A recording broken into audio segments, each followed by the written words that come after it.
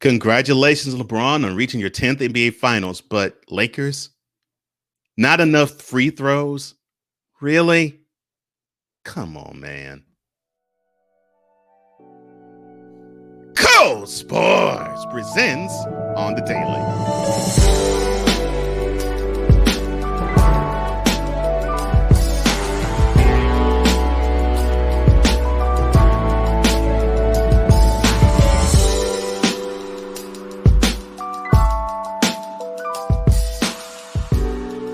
How you doing, everybody? Welcome back to my channel. Cole Johnson's on the mic. Cole Sports presenting on the Daily is on tap here. And if you want to see other videos like this on this channel, like this video, comment below because I want to hear ideas that you want me to talk about. And don't forget to hit that notification bell and subscribe to this channel for any and all future content. And if you want to have this shirt that I'm wearing, the description box below has all the deets. Now, let's get right to it. It's Wednesday. You just saw the shirt. You know the time. You know the deal. Let's get to it. LeBron James, 10th NBA championship attempt is upcoming. Won the Western Conference Finals over the Nuggets, the third straight 4-1 series that the Lakers won in this playoff run. But along the way, there was some really funny stuff. And that's what I want to talk about today, right now. In a world where partial greatness is celebrated and total greatness is shunned, there stands to be a figure on the lips of those who love him and those who hate him. The inane comparisons to Michael Jordan and Kobe Bryant continue and has existed since 2003. There is no end in sight. For the battle between those who unconditionally love and unconditionally hate him wages on. These are their stories. Welcome to the Bronzexual Confessions. Congratulations, LeBron. You have made it to your 10th NBA Finals, and there's only 3 other men who have done so in their careers. Kareem Abdul-Jabbar of the Lakers and Bucks, Sam Jones of the Celtics, and Bill Russell of the Celtics. Kareem also went to 10 NBA Finals. Sam Jones went to 11, and Bill Russell went to the most amount with 12. So yes, he's in illustrious company in terms of finals appearances. Can't really hate on that. And in the last week, I mean, he's been, as you say, pretty good in his performances. Triple-double in Game 3, 30 points, 10 rebounds, 11 assists. A triple-double, but the Lakers took an L. Game 4, it was a little better for him. In Game 5, we'll talk about Game 5 a little later.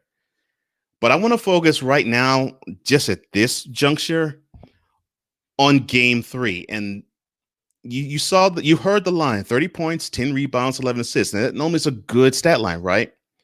Well, the Lakers decided to say, nah, it wasn't good enough because apparently LeBron didn't go to the free throw line enough. Why? Because he only went to the line 2 times. Now, in Game 3, the Nuggets went to the line 29 times, the Lakers 22. So it wasn't a big disparity. In Game 4, the Nuggets went to the line 23 times, the Lakers 35. Now, LeBron only shot 2 times the free throw line. Anthony Davis, on the other hand, shot 10 in Game 3. So it wasn't the whistles were tilted toward the Nuggets. It was the whistles didn't tilt toward LeBron. But they certainly did in Game 4. Oh, gosh. And LeBron had 2/5 of those 35 free throws in that game, 14 of them from the charity stripe. Look, I'm just going to be blunt with you all. Game 4, it was like taking a trip back in the time. It was like we went back to the disco era. I mean, seriously, it was like the late 70s. You know, it was like we were visiting Studio 54 in New York in 1978 or 1979. I mean, you could have sworn I thought I was hearing Donna Summer on the floor going, toot, toot, ha, beep, beep. because the refs are just whistling all over the place for no apparent reason. Should an NBA game resemble Studio 54 in the late 70s, hearing whistles just being blown for no apparent reason? Exactly. That was absolutely ridiculous. I mean, it was, and then on top of it, Nikola Jokic, the center for the Nuggets, was doing his thing in Game 3 as along with Jeremy Grant. But he and Grant got handcuffed with foul trouble in Game 4, which left Jamal Murray, the point guard of the team, to lift them up by himself. And of course, well, one on so many, you normally lose each time. Bronxsexuals, you complain about that all the time because, well, LeBron facing the Warriors, he did it all by himself. He faced a tough team. He couldn't beat them by himself. Right. You're right. He couldn't beat them by himself. But just like now, when the team has a wonderful, successful run, guess who gets all the credit and it's never shared? Mm-hmm. I'll get to that in just a moment. But just thinking about Game 4, the Nuggets in foul trouble. Straight up, toot toot, ha, beep beep, doot, doot, doot, doot, doot, doot, doot. Just hearing the whistles just go off. No. This is how basketball is supposed to be played. Now, referees basically coach the players up on what they're looking for in the regular season, right? Like if there was some new rules that the players had difficulty in the flow of the game to get, the referees help them along, right? So when it gets to the playoffs, the refs swallow the whistle because that's how it's supposed to be. Once it got to the playoffs, it's hands off of the referees. The referees want to have the players decide the action on the court. They don't want to put it in their hands to decide games. Unfortunately, in some of these playoff games, that has not been so the case. Game 2, Eastern Conference semifinals between the Bucks and the Heat, prime example. Now, look, I know bronxsexuals, you all were happy as LeBron's line in Game 4 went 26, 9, and 8. And you were happy with his line in Game 5 going for 38, 16, and 10. Yes, he went for another triple-double, this time in a win. So, yes, I get it. You all are ecstatic. You all are enthused. You all are absolutely through the roof. But I think what you all are missing is the prowess on the court. No, doesn't matter. The prowess in the NBA boardroom, that does matter. You for real? Yes, I am, Teddy. But the grass, I am for real. You for real? How many times I have to say? Yes, I am for real. Yes, the prowess in James's reach off the court, especially in the NBA boardroom, means a whole lot more and wields a whole lot more power than what he gets on the court. It's heavily apparent the fact that within one game, he goes from shooting 2 free throws when he had a triple-double in that game, I may add, to 14. Just in one game. Is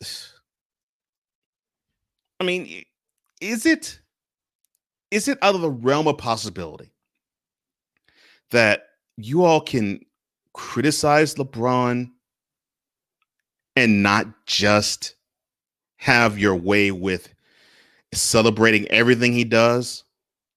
Because when we hear a bronxsexual just simply go, "Oh my gosh, I thought he got carried by AD." You've got to be joking me.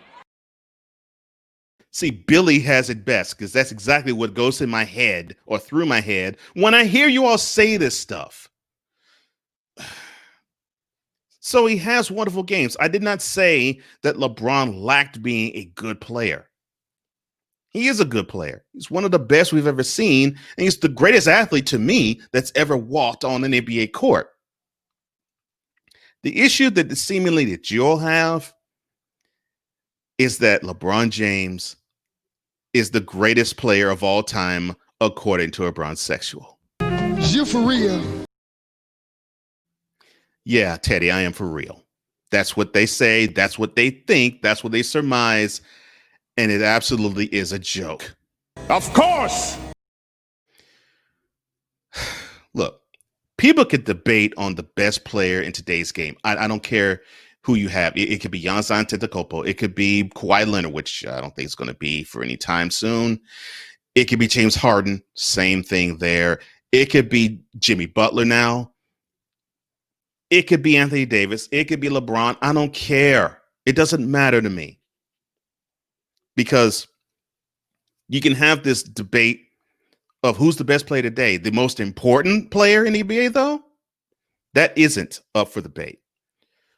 The most important player in the NBA today is LeBron James. Whether we like it or not, that is just the truth. That's just facts. That's just how it rolls. He's had 17 years to play this game in the NBA, and you can include possibly the 2 previous years before he joined the NBA in building up his name and building up his brand and getting into the NBA. He is the biggest power broker in the game since Michael Jordan. I will admit that he is. And you may like it, you may not. That's just the facts. And that's what I bring to the table to you, VIP, facts. Now, seeing things such as having the Lakers lobby on LeBron's half to say, hey, NBA, come on now, logo. More whistles for LeBron. He isn't getting to the line often enough. Things like that make it hard to like LeBron. But for me, that's okay because I don't have an issue with LeBron. He's okay in my book. He's not the best player today, and he's not the best player that I've ever seen. But he's okay in my book. Most of the time, it's not LeBron that turns me off for the LeBron James brand. It's the Bronsexuals. I would say that they're as bad as the Cowboys fan, but I would be insulting Cowboys fan. They ain't been nearly as bad as a Bronsexual. In a world where contradiction and hypocrisy exist, lies the truth to set us all free. Here is where we all get enlightened. This has been yet another installment of The Bronsexual Confessions. Now, if you think that LeBron rightly deserved to have the complaint lobbied to the NBA that he needed to have more free throw shot, or if you think that it was wrong for the NBA to do so, comment below. And also like this video and other things about LeBron you want me to talk about, because every Wednesday, Bronsexual Confessions comes right at you on the daily. And don't forget to hit that notification bell and subscribe to this channel to get any and all Bronsexual Confessions and other content on this channel. I love doing this for you. And thank you so much for allowing me the room to do it. I'm Cole Johnson, and here to thank you, saying that you have just seen yet another installment of Cole Sports on the visual and on the daily.